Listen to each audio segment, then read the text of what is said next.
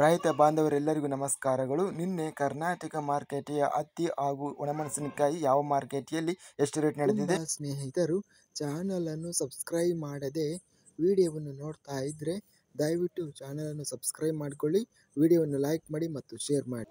ಹತ್ತಿ ಬೆಲೆಗಳ ವಿವರಣೆ ದಿನಾಂಕ 10 ಸೆಪ್ಟೆಂಬರ್ 2025.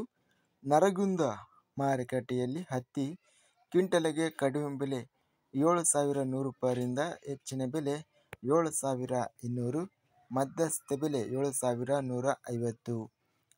ರಾಯಚೂರು ಮಾರುಕಟ್ಟೆಯಲ್ಲಿ ಹೈಬ್ರಿಡ್ 44 ಹತ್ತಿ ಕ್ವಿಂಟಲಿಗೆ ಕಡಿಮೆ ಬೆಲೆ 6,400 ರೂಪಾಯಿಯಿಂದ ಹೆಚ್ಚಿನ ಬೆಲೆ 7,200 ರೂಪಾಯಿ, ಮಧ್ಯಸ್ಥ ಬೆಲೆ 6,900. ವಿಜಯಪುರ ಮಾರುಕಟ್ಟೆಯಲ್ಲಿ ಹತ್ತಿ ಹೆಚ್ಚಿನ ಬೆಲೆ 8,255, ಕಡಿಮೆ ಬೆಲೆ 5,553, ಮಧ್ಯಸ್ಥ ಬೆಲೆ 7,825. ಮಿರ್ಚಿ ಬೆಲೆಗಳ ವಿವರಣೆ.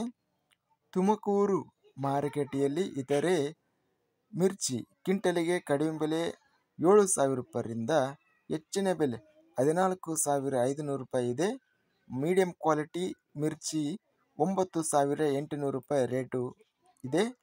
ಬೆಂಗಳೂರು ಮಾರ್ಕೆಟಲ್ಲಿ ಗುಂಟೂರು ಒಣಮೆಣಸಿನಕಾಯಿ ಕಡಿಮೆ ಬೆಲೆ 13,000 ರೂಪಾಯಿಯಿಂದ ಹೆಚ್ಚಿನ ಬೆಲೆ 16,000, ಮಧ್ಯಸ್ಥ ಬೆಲೆ 14,500 ರೂಪಾಯಿ.